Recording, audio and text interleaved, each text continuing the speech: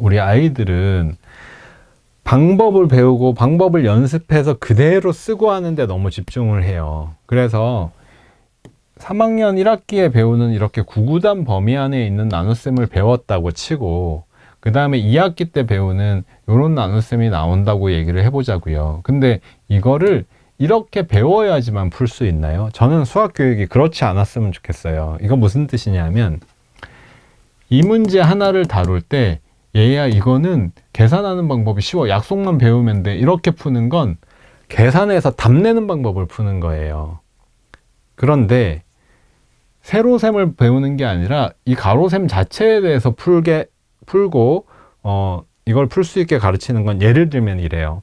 제가 선생님 입장에서 아이를 가르친다고 가정하고 설명을 해볼게요.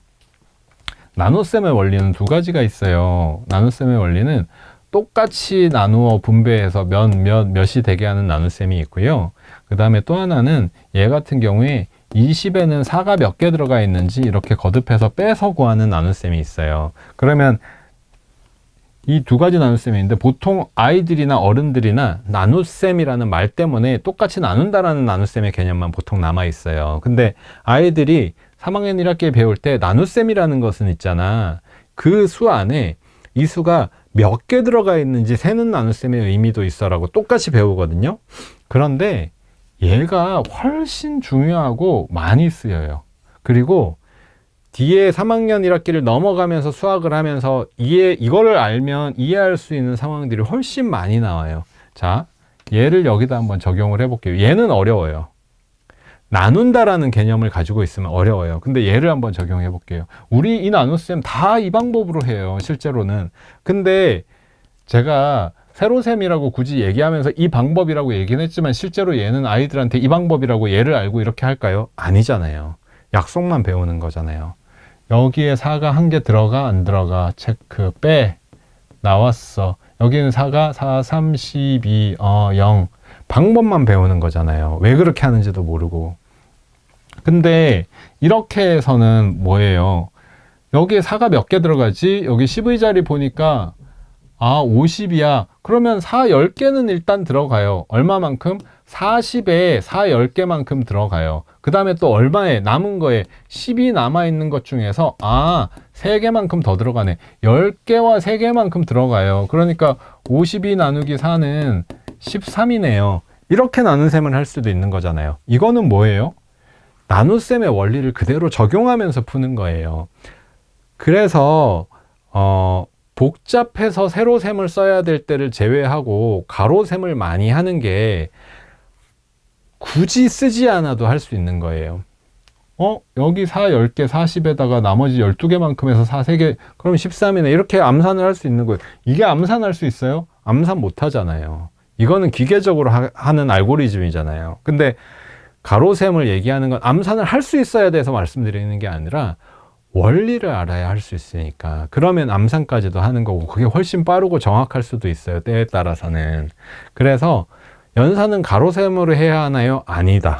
아니고, 예를 들어 더하기 빼기 같은 경우는 두 자리 정도까지는 가로셈으로도 충분히 할 수 있게 연습하자라고 원리셈에서는 그렇게 추구를 하고 있고, 나눗셈 같은 경우, 나눗셈이나 곱셈 같은 경우는 이렇게 두 자리 곱하기 한 자리, 두 자리 나누기 한 자리 정도는 세로셈을 쓰지 않아도 할 수 있게 하자. 근데 그 할 수 있다라는 건 방법을 외우는 게 아니라 방법을 연습하는 그 과정에서 연산의 원리를 알게 하는 것들이 함께 포함되어 있으니 가로셈도 중요합니다라고 말씀드려요. 근데 아이들의 성향에 따라서 이것도, 어떤 아이들은 왜 굳이 이렇게 해요, 선생님? 이렇게 하면 편하게 답이 나오는데 라고 하는 아이들도 있습니다. 네, 자녀들 중에도 아마 있을 거예요. 여러 가지 방법을 가르치면, 특히 원리셈 하면서도 엄마들도 많이 그러세요.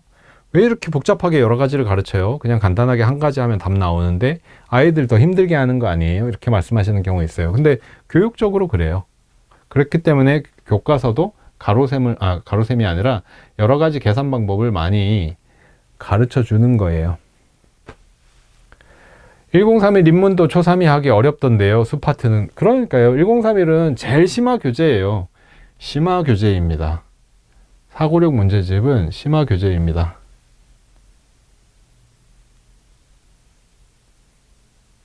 초일 사고력 답변 받은 엄마예요. 답변 주셔서 너무 감사하고 도움 많이 받았습니다. 사고력을 혼자 풀면 오답률이 있고 제가 힌트를 주거나 팩트를 매일 강의를 보며 푸는 편인데 한 단계를 내려야 할지 아니면 힌트 주고 강의 들으면서 풀어도 될까요?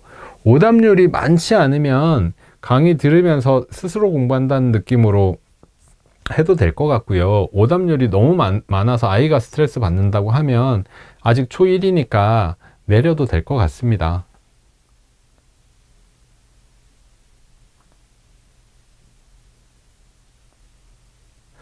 수학 매일 공부 추천하실까요? 저는 연산은 매일 10분. 왜냐하면 감각 기르기니까 연산은. 근데 단원 공부라든가, 그러니까 이제 교과죠. 교과 같은 단원 공부라든가 사고력 교재라든가 이런 경우들은 주제들이 있잖아요. 그래서 주제 탐구잖아요. 주제 탐구가 베이스가 되어서 원리를 파악하고 그거에 이제 응용되는 문제들을 풀고라는 가지를 쳐가는 문제집들은 좀 뭐 매일매일보다는 집중해서 좀 긴 시간 할 수 있는 게 더 낫겠다라고 하지만 그건 답이 없어요. 그래서 교과 문제집도 뭐 매일 한 장씩 매일 두 장씩 풀리는 어머님들도 있으시고 이게 틀리지 않아요. 잘못된 게 아니에요. 매일 하는 습관을 잡아주는 건 또 얻을 게 굉장히 크기 때문에 그래서 이거 답은 없지만 가능하면 연산은 가볍게 자주 하기는 또 쉬우니까 그 다음에 주제별 학습은 좀 진득하게 할 수 있도록 뭐 화목이라든가 이런 식으로 하는 게 좋다고 생각은 합니다. 근데 답이라고 우봉고 맞아요. 우봉고 적어주셨네요. 제가 감사합니다. 도형 잘라져 있는 거 채우는 게임이 우봉고라고 있어요. 정말 강추하고 싶은 게임이에요. 저희 가족은 어마어마하게 많이 했던 게임이에요. 그래서 저희 아이들이 한 초등학교 한 4학년 요 넘어가는 시점에서는 아빠 엄마보다 더 잘해요. 네, 진짜로. 네. 어릴 때부터 해온 게임인데 지금은 안 하죠. 이제 중학생, 고등학생이 돼가지고 안 하고요. 우봉고 굉장히 좋은 게임이에요.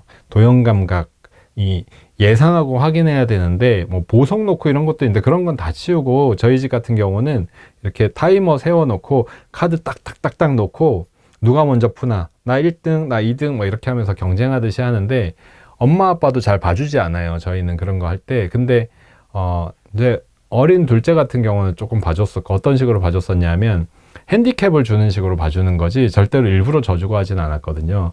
아빠는 10초 후에 뒤집을게 이러면서 너는 먼저 시작해 이런 식으로 조절을 해가면서 재밌게 했었던 게임입니다. 그리고 아이들이 그거 하면서 되게 많이 늘었었어요. 재미가 있어서 추천하는 7교는 재미가 없잖아요. 물론 저희 집에는 아이들 어릴 때 저희 집에는 거실에 큰 화이트보드, 자석 화이트보드가 붙어 있어서 그 화이트보드에 자석 7교가 많이 붙어 있었어요. 그래서 아들이 모양도 많이 만들면서 놀고, 때로는 뭐 이렇게 자기가 배웠던 재밌는 수학 문제 이렇게 적어 놓고 아빠한테 풀어보라고 하기도 하고 그랬었는데, 7교도 그렇게 하긴 했지만 7교는 좀 활용하는데 한계가 있잖아요. 그래서 우봉고 추천해 드릴 수 있는 것 중에 하나입니다. 초일 원리샘 탑사고력 수학 매일 풀고는 있는데 더 해줘야 될 게 있다면 뭐가 있을까요? 곧 나옵니다. 네. 5월 말, 지금 4월이죠. 지금 내용은 다 나와서 체험할 수 있는 분들 신청 받아서 이제 의견들 받기 위해서 이제 좀 책 내용 중에 일부를 뿌릴 예정에 있고요. 보내드릴 예정에 있고 5월 말까지 교정 및 수정을 하고 6월 달에 나오는 따라하면 풀리는 수학이라는 책 원리샘 탑사고력 수학 하고 있으시면 추천해드려요. 그러니까 이 책은 제가 심화하는데 아이들이 꼭 알아야 하는 새로운 개념들, 교과에 넘어서는 개념들, 그 다음에 특별한 계산 방법, 그 다음에 문제 해결 방법, 그 다음에 조건을 읽는 거, 그러니까 이제 문제 독해 뭐 이런 쪽으로. 근데 문제 독해라고 해서 문장제로 해가지고가 아니라 거기에 있는 핵심적인 조건들에 대한 이해, 이런 식으로 심화를 공부할 수 있는 책으로 만들고 있거든요. 그런 책 추천을 해드려요. 그동안 그렇게 추천해드릴 수 있는 책이 없었어요. 그래서 이제 제가 기획해서 만들고 있는데, 기획은 이미 3, 4년 전에 했는데 지금 한참 개발하고 있는 책이 있습니다.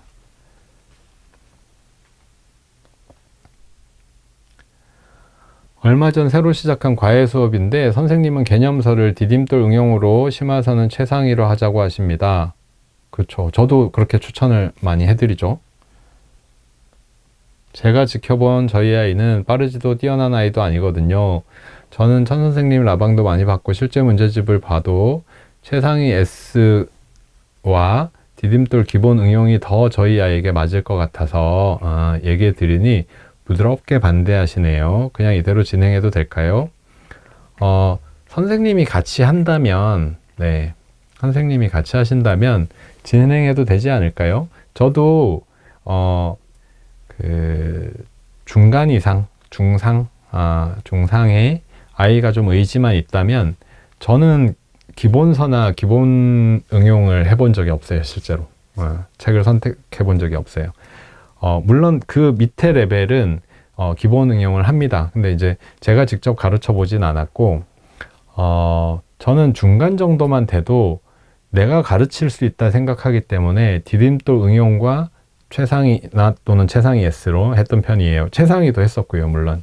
근데 개인적인 호불호는 저는 최상위 S 쪽이 더 가르치기도 편하고 좋은데, 그 선생님이 최상위 쪽으로 더 이제 노하우가 있겠죠. 그동안 가르쳐 왔고 하기 때문에 저는 그대로 해도 될 것 같은데요. 선생님의 커리큘럼을 한번 따라가 보시는 게.